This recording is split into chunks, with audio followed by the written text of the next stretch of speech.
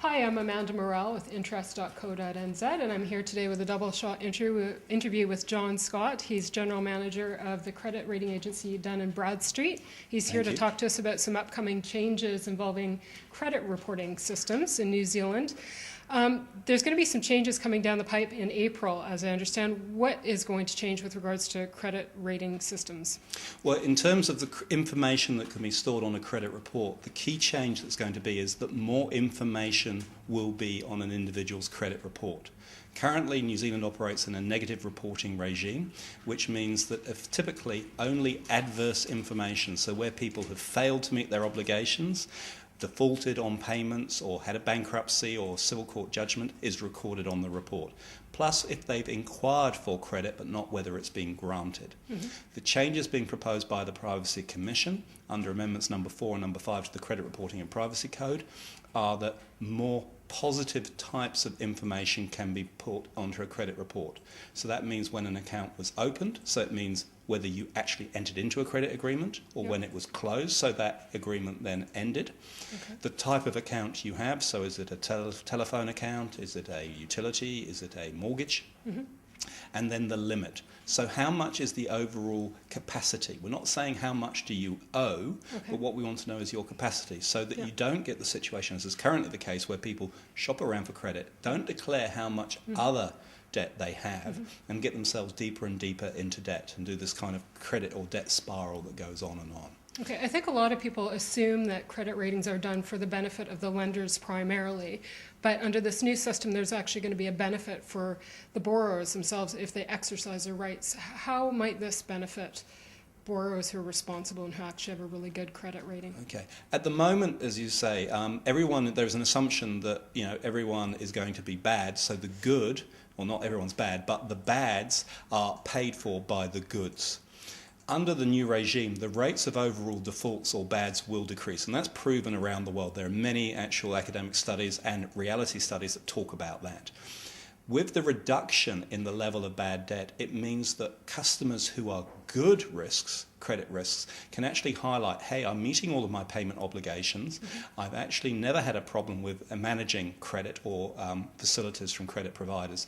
Therefore, I'm a better risk. I'm the type of customer you want. Therefore, start providing me with a better offer, or I'll go down the road to the competitor.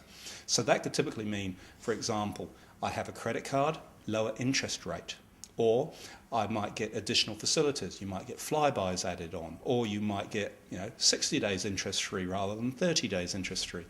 All of these bells and whistles are effectively at the credit provider's own discretion. Okay. And so if you manage your file better, keep all your payments up to date, check that they're doing that by checking your free credit report, then you'll be able to go to them and say, hey, this is what I am. I think I want to talk to you seriously about getting a better offer from you. Okay, well, how much work is involved in doing that, as we have so many bills to pay anyhow and this and that? Is it a big effort to go in there and check your credit history and update it and manage it, like you say? Well, at Dun & Bradstreet, we have the ability for you to do your credit check online now. So you can just go to www.dnbcreditreport.co.nz, and if you can get a free file, and it'll take 10 days for that file to come back, or you can pay a fee of $30 and you can get that in the next day. Right. And that comes back to you online. Okay, so it's as easy as that. But with respect to trying to leverage that into, say, a better deal on a mortgage, how do you go about doing that? Well, what you want to do is, the first thing you want to do is say, I exist. So when I came to New Zealand in '93, I came from the UK, I had no credit history in New Zealand. So American Express declined me because I didn't have a file. So Dinah's Card got my business for 7 years. Okay. Also, when I was applying for a mortgage, I came with a 10% deposit from the UK. I thought, hey, I'm a good customer in the UK. Only 2 banks would lend to me. Now, I was exactly the type of person those banks wanted to deal with, but because of their policies at the time, they wouldn't necessarily deal with me. So I could have actually ended up in the thing that I couldn't have accessed mainstream credit if I say I only had a 5% deposit. And that meant I would have had to go to some of those subprime lenders, which meant I would have been paying a higher premium, higher rates of interest. And that is something that actually, under the changes being proposed, less people will be precluded from accessing mainstream credit. Okay, so that's good news for people who are kind of shopping around and want to get a competitive rate for themselves. Definitely. Right. The other advantage with this new system you explained before is that you might be able to cleanse your name of any bad parties who pulled you down in the debt department. It's an issue called sexually transmitted debt. Can you explain to me how you unshackle yourself? Well, it's one of those things. Again, credit, you must remember, is not a right. So it's a lender assessing your risk. So if you're getting into a situation where your relationship is terminating or you've fallen out with someone and they are perhaps representing you falsely and taking credit on your behalf and then using it, you have the right under the changes to the code to do a credit freeze on your report. So for 14 days, your credit report will be frozen. So no new credit can be entered into. No lender will lend to you because they'll have that freeze in place. What will then happen is that allows you to go and get a copy of your credit report up to date, and then you can go around to all of those particular lenders who agreements have been entered into recently and say, this is the situation, this is what's going on. Now, it's up to those lenders to make the decision as to what they do with you. But if you're saying, look, my ex-partner has a gambling addiction, has a drug addiction, I've had identity theft, etc., here's the number I've reported to the police, here's my case number. You are showing on the balance of probability that you are doing all that you can to separate yourself from that person. The problem is, though, that if you've entered into credit jointly, particularly on a mortgage, you are jointly and severably liable. So under law, you still have that responsibility. But as with all these situations, if you talk to the credit providers, they will be in a better position to understand your individual circumstances. I can't say that they will look on it favourably, but with more information, they will perhaps say, hey, I understand, I will try and reach some agreement with you.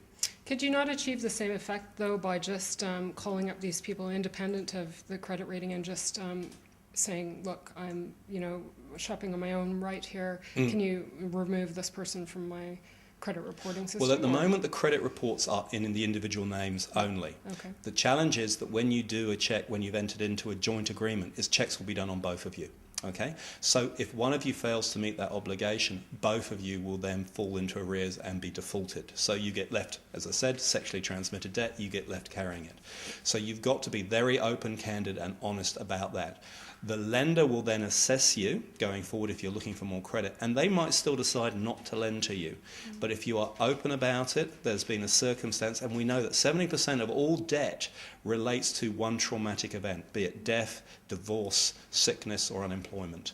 So once you work through that and they see, well, hold on, you're still meeting your payment obligations, so you're still managing all of your current facilities. That means, okay, so overall, you're not that bad, you've just had a particular circumstance here which is beyond your control. Then they might decide after a period of time, no, I will then start dealing with you again.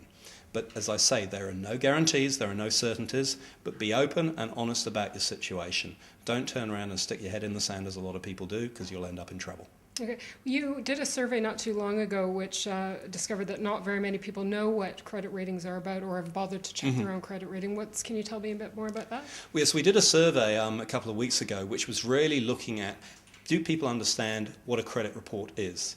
And nearly 40% didn't even understand what a credit report was. 50% didn't even know that they get one for free. 8% said they didn't want to do a credit check or of their own report because they were worried what they would find. So as a result, you've got this, I suppose, not only ignorance, but fear of it. And it's the same as anything. Do you get on the back foot and react to something, or do you be proactive and say, manage this situation? Because nowadays, when you go and apply for credit, doesn't matter whether it be a telephone company or be a utility or be a bank, 99.9% of all credit assessment is done automatically. It's not done someone looking at your form individually. So they effectively break you down electronically and assess you in microseconds. So what you have to do is say that the information I'm going to provide is the best and most accurate and up-to-date information that should be there on my report. Right. So by checking your credit report frequently, and you're allowed to do that by law for free, so you can go in, once a year, no problem at all. It allows you to be able to say, okay, this is what the credit provider is seeing of me. So If that information is inaccurate, so say there is an inquiry done by an organisation you don't remember authorising, you can go and ask that credit reporter to go back to the credit provider and inquire why did they do that check. What was the contractual basis on which they entered into that arrangement? Because credit reporters are the audit arm of the Privacy Commission, and we have to get a response within a certain period of time. Failure to do so can mean that we can take further action against those credit reporters. Okay, excellent. John Scott, thanks for joining us. Thank you. John is General Manager of Dun & Bradstreet, the credit reporting agency in New Zealand. I'm Amanda Morrell with interest.co.nz.